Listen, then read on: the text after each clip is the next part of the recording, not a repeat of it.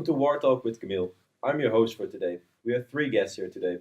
Karst, Joep, and Timo will be in the studio to talk about the war in Iraq. Karst, have you seen yesterday's video from Vice about the situation over there? Yes, I saw the video from Vice on the war on Iraq. I found the video very shocking because it shows the nasty side of war. It shows how bad the situation in Iraq currently is. It seems there is no law and people are playing for their own judge. In addition to that, I recently have read an article from Politico about the war in Iraq.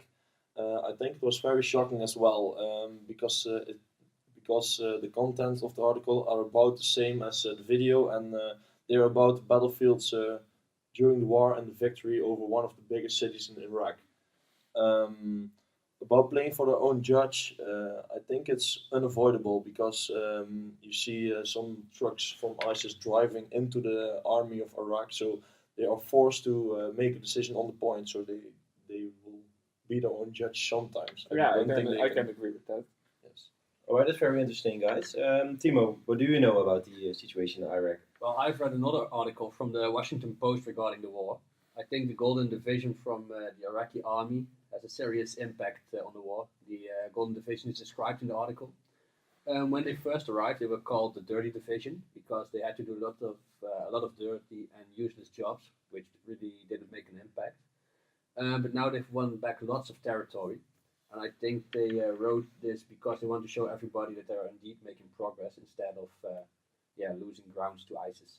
So, guys, can you tell me what article you think is the best, or which one gives the best balanced view of what is really happening in Iraq?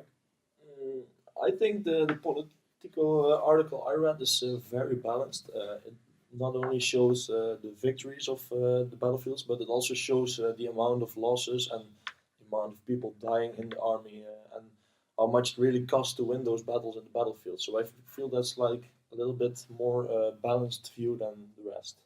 Yeah, I totally agree with that. In the video, not everything is shown about what happens with the people who get captured, and it only shows the victories the Iraq army reaches.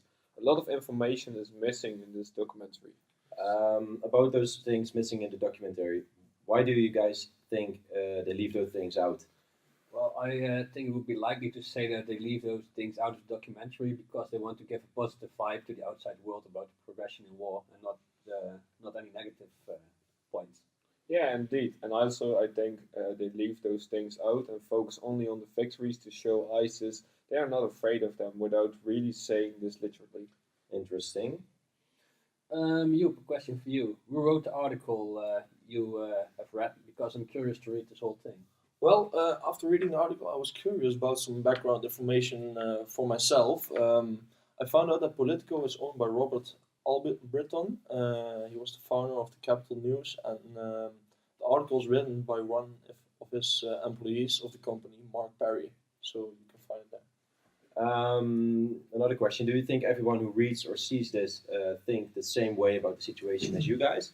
Well, probably not. The Iraqi government is portrayed as the good guys. ISIS is obviously portrayed as the bad side. There's definitely enough reason to believe that ISIS is bad anyway because of all the news that gets published about them. However, some may think the way the Iraqi army is handling the situation is not the right way. I think some people find it very dangerous how the army works. There's a lot of violence, sometimes unnecessary, and it is not safe for the rest of the people. The documentary and the articles are quite long. How did the writers manage to keep your attention?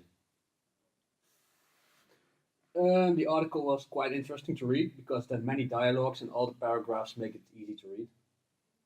I think the article was very well balanced, and that made it interesting for me. Not only the positive sides were shown, but also the negative sides of the whole story. That's what really caught my attention.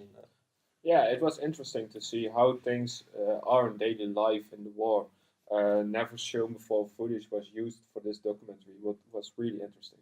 Well, I'm glad to hear all of this, and I would like to thank you for joining me on this episode of War Talk with Camiel, and I hope to see you guys some other time. Thank you for Yes, having us. thank you for having us.